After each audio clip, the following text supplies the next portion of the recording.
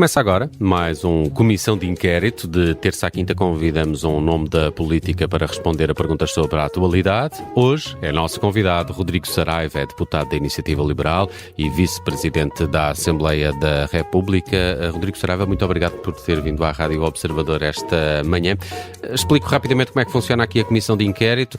5 perguntas, cada resposta certa tem 5 pontos.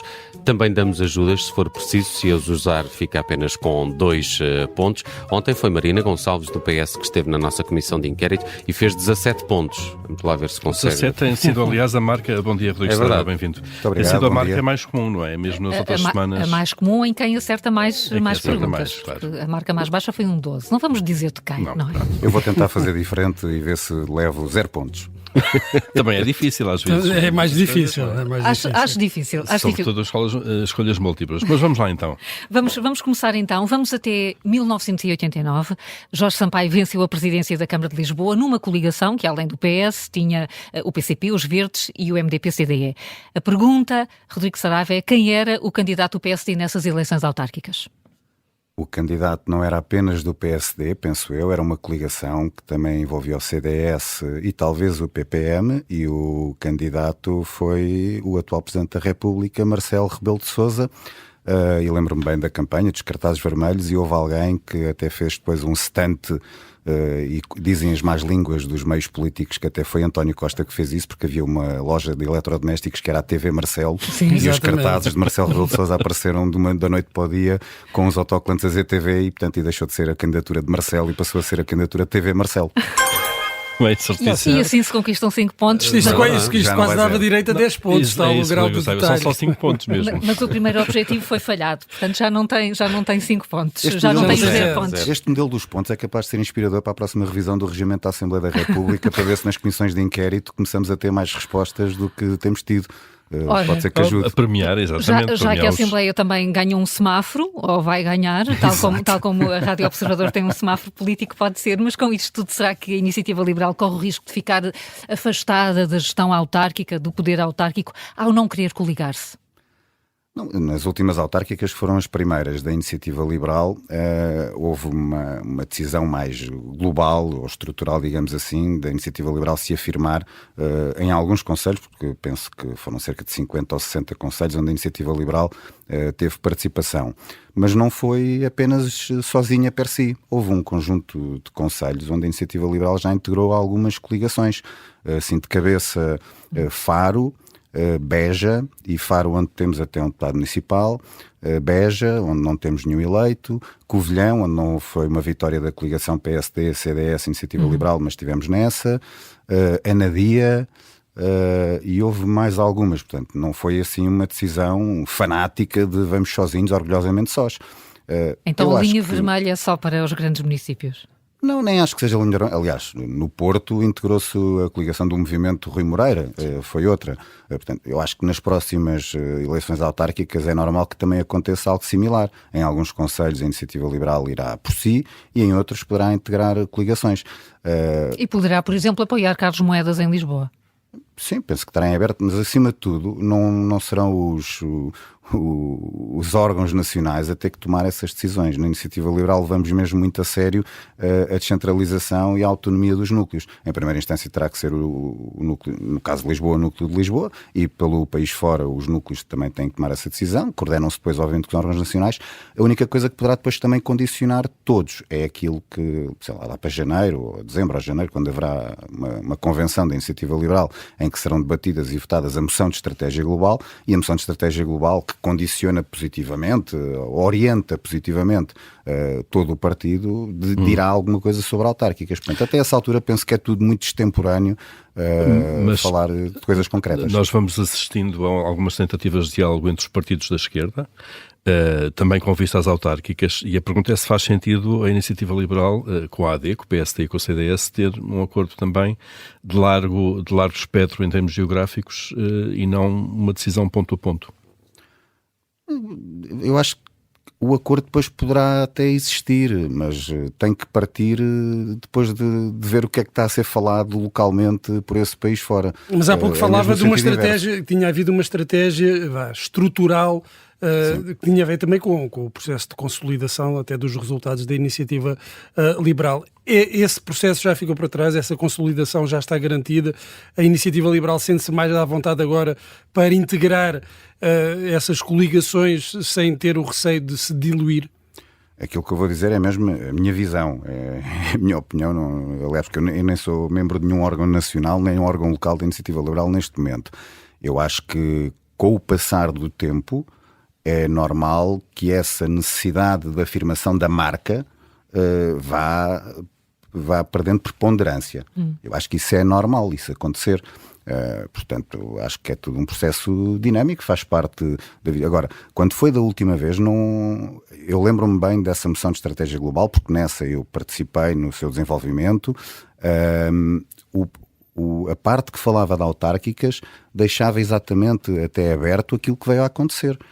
A participação pontual, ou seja, a regra seria estruturalmente afirmar-nos como marca por nós, mas deixava a porta aberta a pontualmente, localmente, por causa de especificidades locais, haver alguma participação em coligações. E como eu disse há pouco, aconteceu em Faro, em Beja, na Covilhã, na Anadia, no Porto, até com o movimento independente, e houve outras que estiveram para acontecer, mas depois não aconteceram. Muito bem.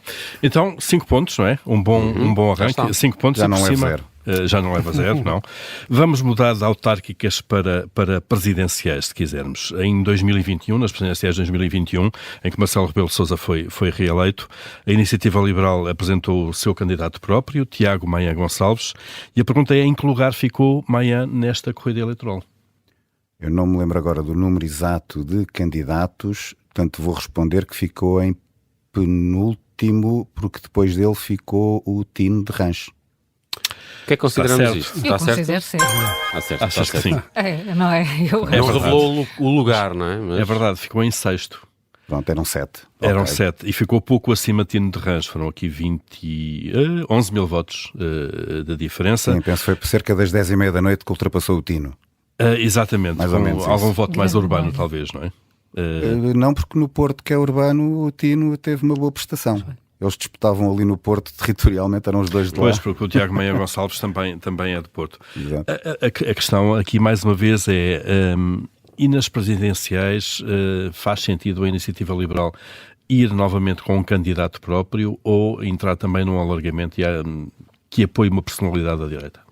Se há eleições que são mesmo pessoalizadas, são as presidenciais. Portanto, eu acho que poderá fazer sentido a Iniciativa Liberal apoiar um candidato seu, ou até incentivar algum dos seus membros ou dos seus próximos a ser candidato, mas acho que a decisão poderá depender daqueles que se vão apresentando como candidatos. Mas no caso de Tiago Maia Gonçalves, não foi uma candidatura pessoal, foi uma candidatura quase do partido. Isso foi o que eu disse, ou seja, o partido poderá também incentivar um dos seus. Quer dizer, há uma conjugação, o Tiago queria, o partido também incentivou, portanto, aí uma conjugação. Nas presidenciais, se a pessoa não quiser, não pode ser obrigada.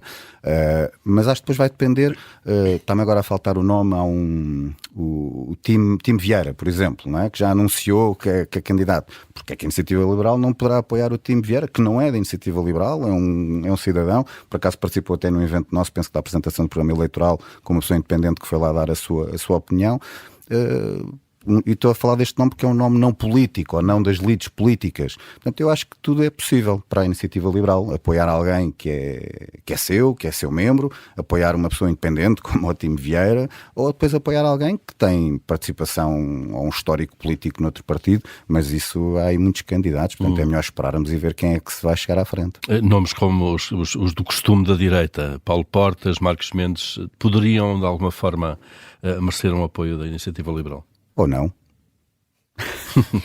Não me vou comprometer, não vou mesmo comprometer. Eu não faço parte de órgãos nacionais, mas depois ainda eu digo alguma coisa, ainda acham que tomam pelo partido e portanto eu não me quero comprometer. Rui Moreira seria um bom nome para candidato pela direita, da área da direita? Eu sobre Rui Moreira então tenho uma opinião mesmo muito pessoal e essa não quero mesmo divulgar, peço desculpa. Mas não vamos aqui já há um histórico de apoio a Rui Moreira no Porto. O Rui Moreira parece que é daquelas personalidades da política portuguesa que, entre os seus defeitos e virtudes, é sempre considerado para candidato a tudo e mais alguma coisa. Até agora nas europeias era. Portanto, algum valor há de ter daquilo que é a sua participação cívica. Quando muitas pessoas o consideram para várias funções, algum valor é lá a ter. E agora alfinetada. A Iniciativa Liberal tem uma personalidade da mesma maneira, com o mesmo perfil, João Coutinho Figueiredo. Exato. Qualquer coisa que se fale, João Coutinho Figueiredo é apontado como possível candidato. Agora, exatamente, por isso é que eu quando estava a dizer isso sobre Rui Moreira, já estava a pensar no João, e isso adequa-se, porque tem mesmo muito valor e depois as pessoas acham que ele pode ser candidato a tudo. E ele também. Há uma diferença. Ele não, que ele, aliás, recordo, ele foi, já vamos à pergunta seguinte. Foi candidato a vice-presidente da Assembleia da República, não foi eleito e depois não voltou a querer ser, e demonstra muito aquilo que é a personalidade do João. Mas o João Coutinho Figueiredo e o Rui Moreira têm uma diferença. É que o Rui Moreira, eu para já ainda não me lembro, não tenho memória de alguém ter considerado que o Rui Moreira é um senador da política portuguesa, mas já o tratam dessa forma. O problema é que o Rui Moreira tem uma participação política e cívica já de muitos anos, e o João Coutinho Figueiredo, e até neste estúdio já o consideraram um senador. Quando ele esteve aqui em debate com o António Filipe num dos vossos programas, chamaram ao João um senador. Eu vou dizer uma expressão, mas que é com bastante simpatia. A bolha político-mediática, quando se refere a João Coutinho Figueiredo como senador, tem que pensar bem o que é que está a dizer. Eu gosto muito dessa expressão porque eu adoro o João. O João chegou à política portuguesa há 4 anos. Ao fim de 4 anos, isto já foi, ele estava há 3 anos na política e já o considerava um senador. O João, de facto, tem mesmo muito valor. Então vamos ao João. Vamos ao João. Quanto tempo durou a candidatura de João Coutinho Figueiredo à presidência da família política europeia dos liberais, o Renovar a Europa? Vocês vão dar a minha resposta como errada, mas a minha resposta não está errada. A candidatura do João não demorou 4 horas, como saiu nas notícias. Portanto, vocês vão dar a resposta como errada, mas eu vou dar a resposta certa. Porque a candidatura do João, por aquilo... E eu acompanhei as notícias. Eu só ontem é que falei com alguém que está em Bruxelas. Até lá que só acompanhei as notícias. A candidatura do João, por aquilo que é relatado nas notícias, surge durante o fim de semana em Vilnius, no Conselho do ALDE Party. Portanto, não aconteceu só na segunda-feira. Portanto, quando a candidatura surge em Vilnius, e pelo menos ao domingo é formalizada por um mail do João ao ALDE Party, e há um mail dos 2 presidentes do ALDE Party aos membros do ALDE Party a dizer que o João vai ser candidato, significa que a candidatura formalmente pelo menos teve 24 horas. Portanto, eu vou dizer 24 para ter a parte tenha do 4. anunciado publicamente. Não, o João não anunciou. A questão foi que saiu uma notícia no Político, portanto houve um leak desse tal e-mail dos 2 presidentes do ALDE. E depois a imprensa, perante essa notícia do Político, a imprensa portuguesa começou a questionar a Iniciativa Liberal. E a Iniciativa Liberal confirmou, e o João confirmou, que isso estava em cima da mesa. Portanto, as 4 horas é nesta vertente. O relógio começa a contar aí para nós, a partir do momento em que é público. Claro. Se o calendário ou o cronómetro começa a contar dessa forma, após a notícia do Político, são 4 horas. Naquilo que é a realidade dos factos, são 24 horas pelo menos. Mas a resposta está certa. Não sei o que é que teríamos de consultar o representante do Governo Civil. Não há dúvida. Bons tempos em que havia Governo Civil. Não há dúvida que sim.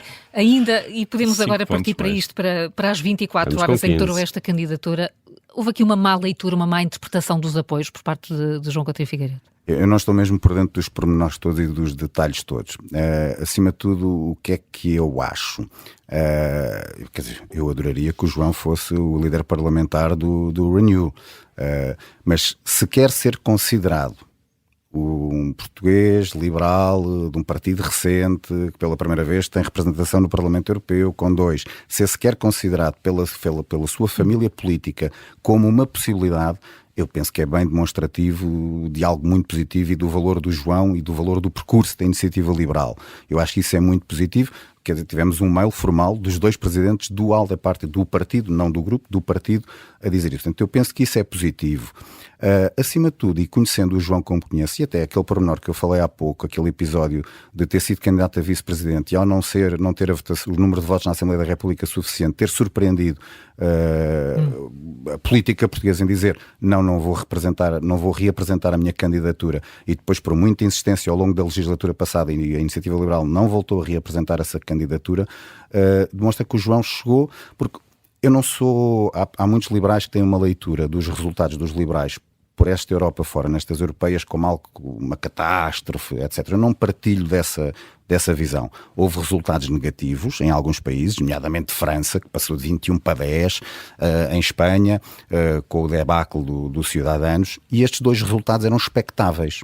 Ou seja, os liberais não foram surpreendidos na noite das europeias com estes resultados. Houve uma surpresa muito negativa que foi em Itália, deixámos de ter representação italiana liberal no Parlamento Europeu, quando penso que eram 2, agora temos 0, mas depois por essa Europa fora tivemos outras duas realidades. Alguns países onde se manteve aquilo que era a realidade liberal, sobretudo nos países nórdicos, ou então, por exemplo, na Holanda, Países Baixos, e na Bélgica, em que são países com 2 partidos liberais, em que um desceu e o outro subiu. Aconteceu isto na Holanda e na Bélgica. E depois temos países como Portugal, com um excelente resultado dos liberais, ou a Eslováquia, com um fantástico resultado, ainda por cima depois daquilo que aconteceu, do atentado ao Primeiro-Ministro, uma coisa complicada, os liberais ganharam essa eleição na Eslováquia. Foi um excelente resultado em Portugal, mas perante um candidato do Chega, considerado por tanta gente como um mau candidato, João Coutinho Figueiredo não devia ter ficado à frente. Ou a Iniciativa Liberal e o resultado do cabeça de lista. Não, quer dizer, e o próprio João durante a campanha disse, vamos ter calma, quer dizer, são realidades de eleições de 3 meses para umas para as outras. Se de repente a Iniciativa Liberal tivesse ultrapassado o Chega, quer dizer, isso era merecedor era chamar os politólogos todos da política portuguesa para sentarem numa sala a perceber bem o que é que tinha acontecido. Mas voltando àquilo que eu estava a dizer, eu acho que os resultados não foram dantescos em termos dos liberais a nível europeu, mas não foram positivos. E aquilo que se passa é que na família liberal europeia toda a gente acha que os resultados não foram positivos, mas depois ninguém quer dar um passo em frente e abanar as águas. E eu acho que aquilo que o João fez foi dar o peito às balas, dar a cara. Isto é preciso abanar, é preciso reformar, é preciso começar por reformar o partido, é preciso depois reformar o grupo parlamentar, depois reformar o Parlamento Europeu, para depois reformarmos a Europa. Eu penso que foi isto que teve na cabeça do João e nesta atitude de se disponibilizar junto da família do Partido Liberal Europeu para uma candidatura. E depois entendeu-se, e eu penso que até há uma notícia, é um take da Lusa, penso que está no Observador, já de umas declarações ontem da Valérie, da presidente do Renew, da reeleita presidente do Renew, com umas mensagens muito positivas acerca do João e da Iniciativa Liberal. E dizer que neste momento está a decorrer a votação para o resto das vice-presidências do Renew, e vamos ver qual é que será a votação que o João vai ter. Para já, 15 pontos. 15 pontos, um pleno até agora. Vamos fugir um bocadinho da atualidade, vamos aqui viajar na máquina do tempo. E a pergunta se a pergunta é sobre datas, eu vou perder. Em que ano se deu a Revolução Liberal do Porto? Não vou lá. Ajuda? Não vou lá. Calma, vamos tentar sem ajuda. Não vamos tentar sem ajuda. Não vou lá. Então... Não vou fazer como a Marina ontem e bloquear aqui no Sidónia. Então, mas com ajuda tem. Com ajuda, vamos. Vamos lá, então. 1810, 1820 ou 1825? É 1820.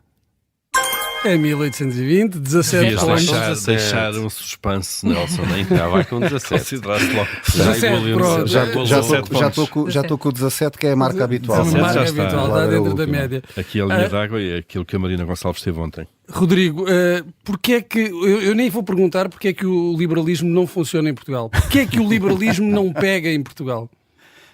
Eu acho que o liberalismo está a pegar em Portugal.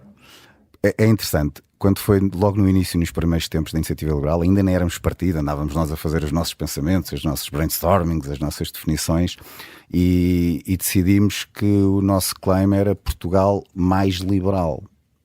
E isto é assim uma nuance, mas é uma nuance interessante, porque se nós achássemos que Portugal já então não tinha algo de liberalismo nas suas pessoas e no seu modus vivendi, se calhar o nosso slogan teria sido Portugal liberal.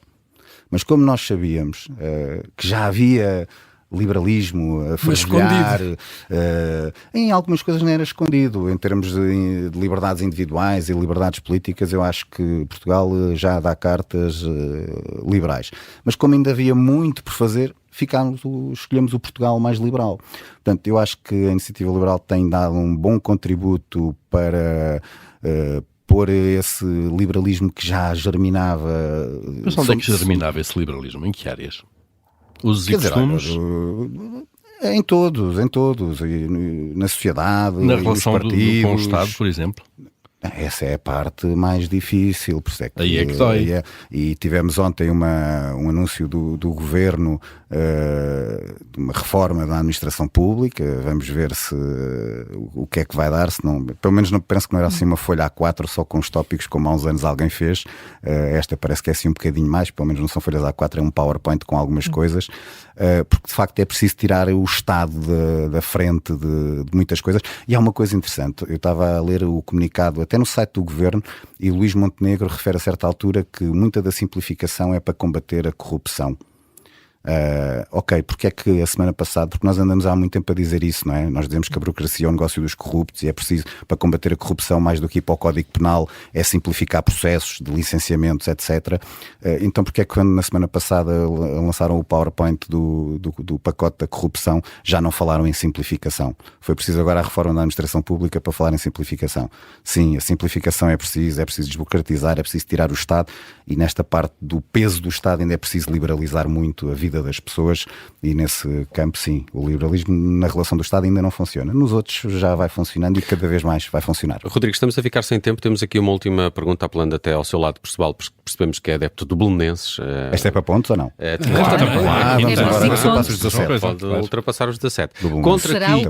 Será o primeiro inquirido a passar os 17. Vamos lá. Eu acho que vai conseguir. Contra que equipa garantiu o Belenenses este ano o título de campeão nacional de rugby?